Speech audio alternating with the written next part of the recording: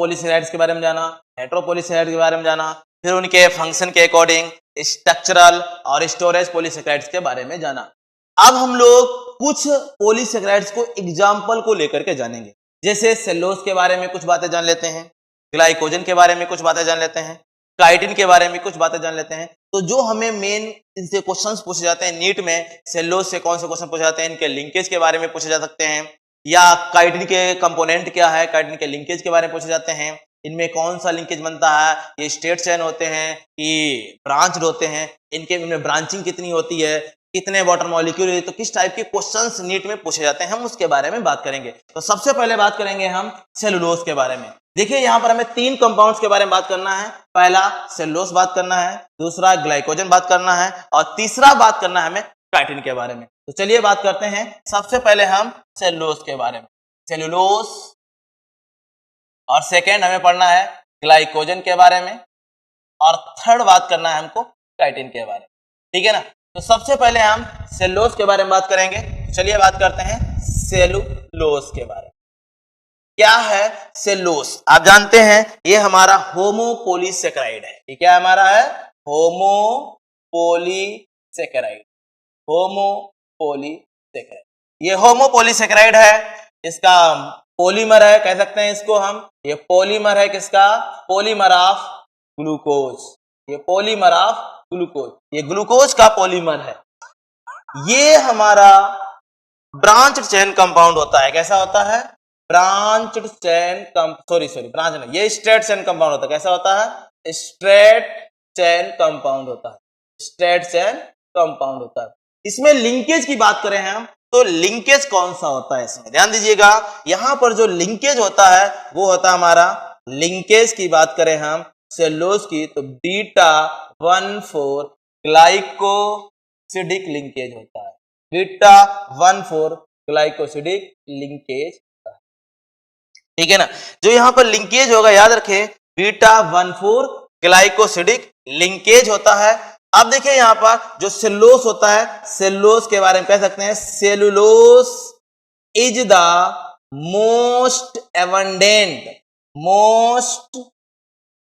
Abundant organic matter on the earth. यानी अर्थ पे पाया जाने वाला सबसे ज्यादा ऑर्गेनिक मैटर क्या है? सेलुलोज है नंबर 1 पे। नंबर 2 पे आता है हमारा काइटिन। ठीक है ना। चलिए बात करते हैं हम लोग, जो सेलुलोज है हमारा, इसमें लिंकेज कौन सा था? बीटा 1,4 ग्लाइकोसिडिक लिंकेज था। इसकी यूनिट क्या थी? ग्लूकोज थी। तो ये थे हमारे सेलुलोज के बारे में। अब हम देखेंगे सेलुलोज के कुछ डेरिवेटिव्स भी होते हैं। ठीक है ना, या आर्टिफिशियल सेलुलोज, नेचुरल, ये तो नेचुरल सेलुलोज की बात कर रहे थे हम। आर्टिफिशियल सेलुलोज क्या है, कौन कौन सा होता है? तो कह सकते हैं डेरिवेटिव्स ऑफ सेलुलोज। कौन कौन से हैं उनके बारे में देखेंगे और उनका क्या इस्तेमाल होता है। तो सबसे पहले आता है सेलुलोज एसीटेट।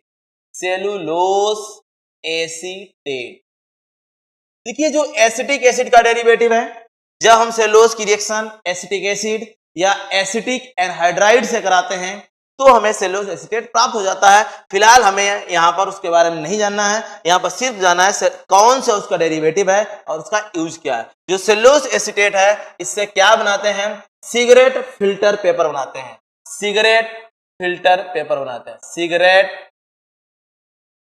फिल्टर्स बनाते हैं। और दूसरा क्या करते हैं, इससे हम मोथ प्रूफ क्लॉथ बनाते हैं। Moth proof cloth and wrinkled proof cloth भी हम इससे बना सकते हैं। रिंकल्ड प्रूफ क्लॉथ भी इसी से प्रिपेयर किए जाते हैं। यह था हमारा सेलुलोज एसीटेट। दूसरा है हमारा सेलुलोज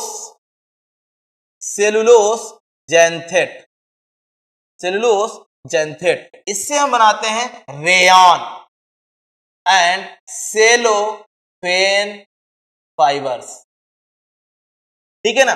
जो सेलुलोज जैंथेट है, इसका इस्तेमाल रेयॉन और सेलोफेन फाइबर बनाने में किया जाता है। नेक्स्ट आता है हमारा सेलुलोज एसीटेट और सेलुलोजेंथेट के बाद नेक्स्ट आता हमारा कार्बोक्सी मेथिल सेलुलोज। क्या आता है?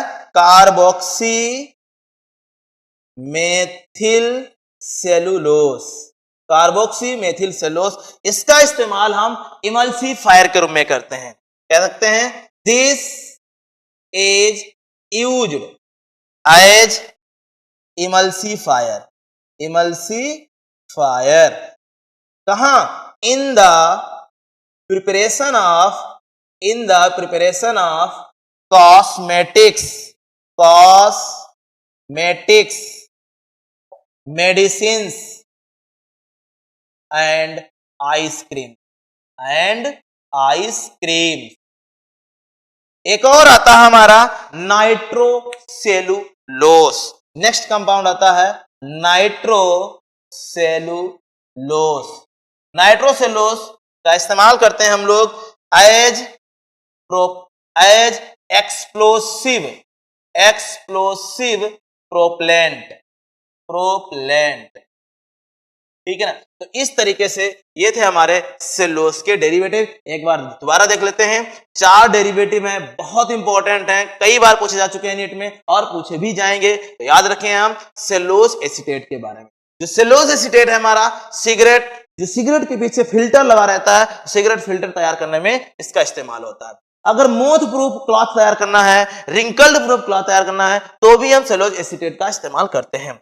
सेकंड आता है सेलुलोजेंथेट। रेयन और सेलोफेन फाइबर बनाने में भी सेलुलोजेंथेट का इस्तेमाल करते हैं। कार्बोक्सी मेथिल सेलुलोज, इसका इस्तेमाल इमल्सिफायर की तरह करते हैं। ये इमल्सिफायर क्या होता है इसके बारे में बताते हैं अभी आपको। जैसे कॉस्मेटिक्स है, मेडिसिन है या आइसक्रीम है, ये हमारे कोलाइडी सब्सटेंस होते हैं। ये एक तरीके के इमल्सन होते हैं। इमल्सन का मतलब होता है जब हम वाटर मॉलिक्यूल को ऑयल में मिक्स करें या ऑयल को वाटर में मिक्स करें। जब हम 2 इमिसिबल लिक्विड को मिक्स करते हैं और मिक्स करने के जो सॉल्यूशन तैयार होता है, जो मिक्सचर तैयार होता है, उसे इमल्सन कहते हैं। लेकिन अगर कुछ समय मिक्स करने के बाद छोड़ दिया तो दोनों अलग अलग हो जाते हैं। वो अलग अलग सेपरेट ना हो, उनकी स्टेबिलिटी को प्रोवाइड करने के लिए जिस एजेंट का इस्तेमाल करते हैं वो एजेंट हमारा होता है इमल्सिफायर या इमल्सन स्टेबलाइजिंग एजेंट। लेकिन इस इमल्सन बनाने में जो हम इस्तेमाल करते हैं ज्यादा, जो अट्रैक्शन कराता है, वो इमल्सिफायर कहता है। यानी इमल्सन बनाने में जो एजेंट पार्टिसिपेट करते हैं, जो हेल्प करते हैं, उन्हें इमल्सिफायर कहते हैं। तो कार्बोक्सी मेथिल सेलुलोज हमारा एक इमल्सिफायर की तरह इस्तेमाल किया जाता है। एक कंपाउंड आता है नाइट्रोसेलुलोज। ये हमारा एक्सप्लोसिव प्रोपेलेंट, जो हमारे फायर ब्रिगेड होते हैं, फायर ब्रिगेड होती हैं, जो आग फायर एक्सटिंग्विशर की तरह इस्तेमाल, जो लोग क्लॉथ पहनते हैं, तो वो भी हमारे क्लॉथ नाइट्रोसेलुलोज के या एज एक्सप्लोसिव प्रोपेलेंट की तरह हम इस्तेमाल करते थे। तो इस तरीके से ये था हमारा सेलुलोज के बारे में। सेकेंड कंपाउंड आता है हमारा ग्लाइकोजन। हम अब ग्लाइकोजन की बात करेंगे। आइए बात करते हैं ग्लाइकोजन के बारे में। अभी आप लोगों ने सेलुलोज के बारे में जाना, अब हम जानेंगे ग्लाइकोजन के बारे में। चलिए बात करते हैं ग्लाइकोजन। जैसा कि आप जानते हैं ग्लाइकोजन भी हमारा कैसा है? होमोपोलीसेकेराइड है।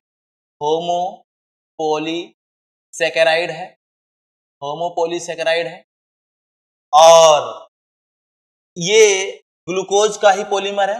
ये पॉलीमर ऑफ ग्लूकोज है, polymer of alpha D glucose कह सकते हैं, alpha D glucose.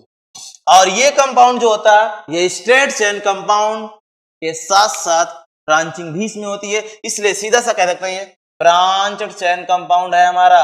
Branched chain compound कैसा है? ब्रांच्ड चेन कंपाउंड है हमारा। इसमें जो मोनोमेरिक यूनिट्स होती हैं वो 30,000 मोनोसेकेराइड से भी ज्यादा होती हैं। तो कह सकते हैं इसकी जो यूनिट्स होती हैं मोर देन 30,000 यूनिट से भी ज्यादा होती हैं यहाँ पर इसकी ग्लूकोज की यूनिट्स। अब यहाँ पे देखिए जो कंपोनेंट होते हैं, इसके जो कंपोनेंट्स होते हैं वो 2 तरीके के होते हैं। कौन कौन से होते हैं? 2 कंपोनेंट होंगे।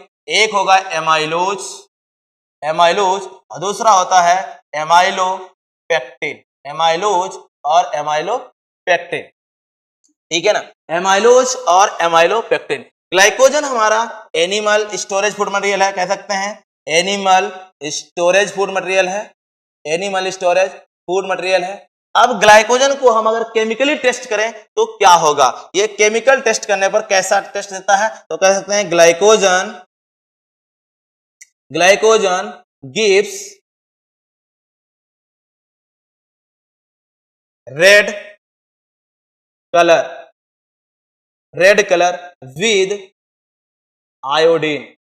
ठीक है ना, जो हमारा ग्लाइकोजन होता है वो रेड कलर हमें आयोडीन के टेस्ट के साथ देता है। अब देखिए जो ग्लाइकोजन है इसमें लिंकेज कौन सा होगा, लिंकेज ध्यान रखना, ग्लाइकोजन में दो तरीके का लिंकेज होता है। पहला स्ट्रेट चेन में,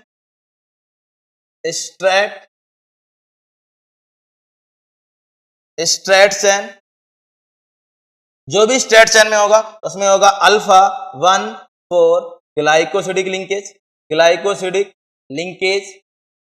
ध्यान रहे, जो हमारी चाहे एमाइलोज की या एमाइलोपेक्टिन की कोई भी स्ट्रेट चेन हो उसमें जो लिंकेज होगा अल्फा 1,4 ग्लाइकोसिडिक लिंकेज होगा। उसके बाद जरा ध्यान दीजिए, जब उस स्ट्रेट चेन से ब्रांचिंग होती है at branching point alpha 1,6 glycosidic linkage होता है, तो कह सकते हैं एट ब्रांचिंग पॉइंट, जो ब्रांचिंग पॉइंट होगा वहां पर लिंकेज होगा अल्फा 1,6 ग्लाइकोसिडिक लिंकेज।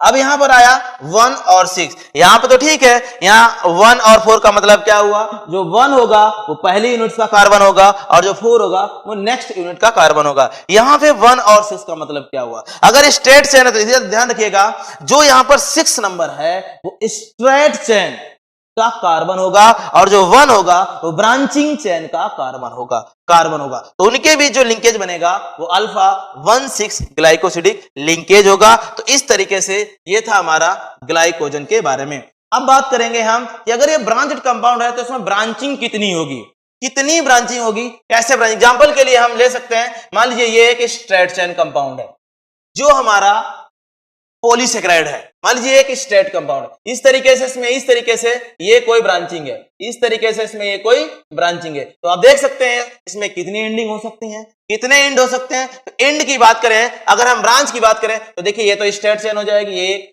एंड कितने होंगे, 1 होगा, 2 होगा, 3 होगा, 4 होगा, 5 होगा, 6 होगा और 7 एंड होंगे। अगर हम ब्रांचिंग की बात करें तो ब्रांच कितनी होंगी, ब्रांच देख सकते हैं आप लोग 7 एंड है, तो ब्रांच कितनी आ रही है, 1 आ रही है। ये तो एक स्ट्रेट चेन हो गई, 1 2 हो गई, 3 हो गई, 4 हो गई, 5 हो गई, 6 हो गई, एंड 7 है और ब्रांच कितनी होती है, 1। यानी आप ध्यान रखिएगा, अगर हमें एंड पूछा जाए तो जितनी ब्रांचिंग होगी, branching plus 1 equal to ends आ जाएंगे हमारे। ध्यान रखिएगा आप लोग, किसी भी ब्रांच चेन कंपाउंड में अगर हमें एंड पूछे जाते हैं तो जितनी ब्रांचिंग होती है उतने एंड्स होते हैं, या जितने एंड्स होते हैं -1 ब्रांचिंग होती है। ध्यान रखना, in branched chain compound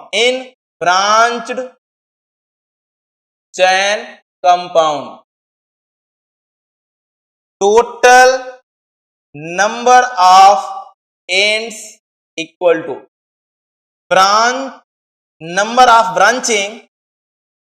of branches plus 1, यानी जितने ब्रांचेस होंगे उससे एक अधिक क्या हो गए, नंबर ऑफ एंड्स होंगे। तो इस तरीके से ये था हमारा ग्लाइकोजन के बारे में। नेक्स्ट जानेंगे हम लोग स्टार्च के बारे में।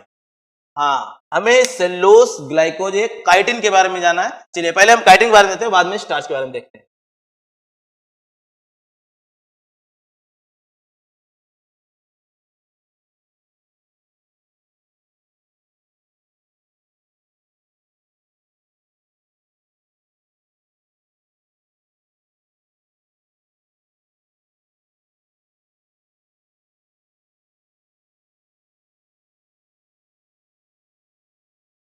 अब हम लोग बात करेंगे थर्ड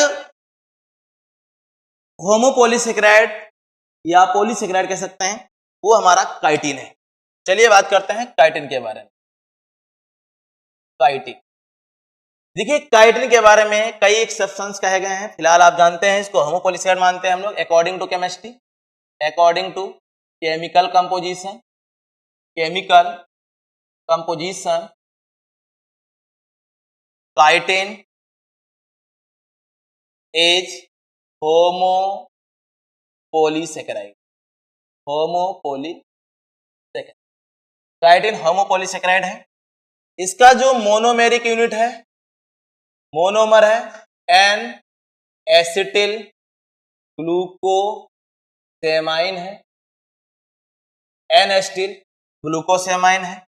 इसमें जो लिंकेज होता है, लिंकेज क्या है, सेलुलोज के की तरह beta 1,4 linkage, beta 1,4 glycosidic linkage होता है, बीटा 1,4 ग्लाइकोसिडिक लिंकेज होता है।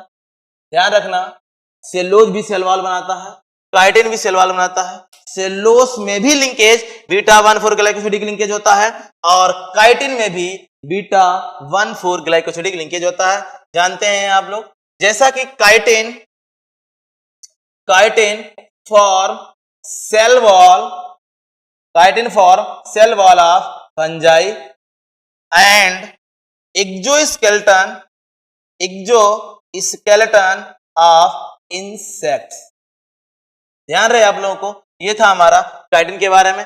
काइटिन की यूनिट्स हमारी बता दिया मैंने, एन एसिटिल ग्लूकोसेमाइन, जिससे हम NAG के नाम से भी जानते हैं, ठीक है ना। ये था हमारा काइटिन। हाँ, एक और हमारा पॉलीसेकेराइड है जिसको हमें जानना है, स्टार्च के बारे में। चलिए एक स्टार्च के बारे में भी जान लेते हैं। आइए बात करते हैं स्टार्च के बारे में। स्टार्च क्या होता है, स्टार्च कौन कौन से कंपोनेंट्स होते हैं, आइए बात करते हैं। Starch is the plant storage food material.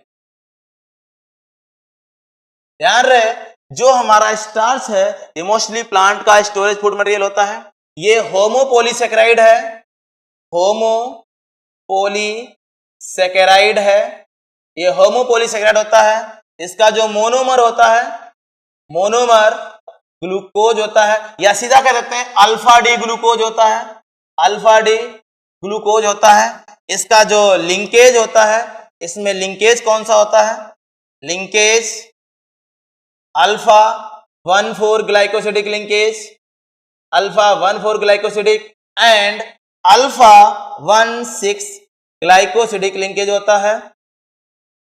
ध्यान रखना, इसमें भी ग्लाइकोजन की तरह अल्फा 1,4 और अल्फा 1,6 ग्लाइकोसिडिक लिंकेज होता है, बट ये प्लांट का स्टोरेज फूड मटेरियल है, प्लांट की बॉडी में पाया जाता है, एनिमल की बॉडी में इसका स्टोरेज नहीं होता है, ठीक है ना।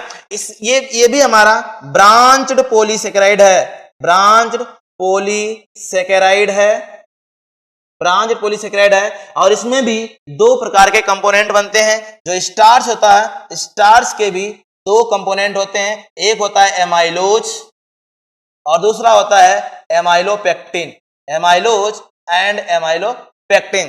ध्यान रखना, स्टार्च का भी अगर टेस्ट करते हैं हम आयोडीन के साथ तो ये ब्लू कलर देता है, तो कह सकते हैं starch gives blue colour, starch gives blue colour with iodine test, ठीक है ना। तो इस तरीके से आपने सभी प्रकार के पॉलीसेकेराइड्स के बारे में जाना। हमने सबसे पहले सेलुलोज के बारे में जाना, फिर ग्लाइकोजन के बारे में जाना, फिर काइटिन के बारे में जाना और फिर आपने स्टार्च के बारे में जाना। तो आइए एक बार देखते हैं हम लोग कार्बोहाइड्रेट्स के बारे में। अभी तक आप लोगों ने बायोमोलिक्यूल चैप्टर में सबसे पहला इंट्रोडक्शन के बाद कार्बोहाइड्रेट को पढ़ा।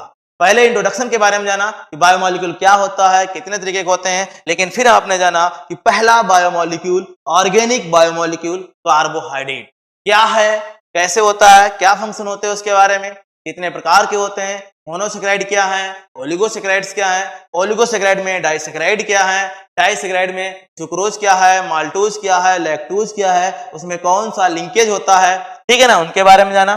फिर आपने पढ़ा पॉलीसेकेराइड्स के बारे में, पॉलीसेकेराइड क्या है, पॉलीसेकेराइड्स के फंक्शंस क्या हैं, पॉलीसेकेराइड कितने प्रकार के होते हैं according to chemical composition, according to function के बारे में। उसके बाद उनके स्ट्रक्चर के बारे में बात की आपने थोड़ी सी कि कौन से उसमें लिंकेज पाए जाते हैं, उनकी यूनिट्स क्या होती है। फिर आपने एक एक करके एग्जांपल्स की बात की। अब हम लोग यहाँ पर देखते थे, अभी आप लोगों ने सेलुलोज की बात की है, ग्लाइकोजन की बात की है, काइटिन की बात की है और स्टार्च की बात की है। इससे अधिक नीट में कभी नहीं पूछा जाता है। जो भी क्वेश्चन आएगा वो यहीं से आएगा। आज के लिए इतना ही।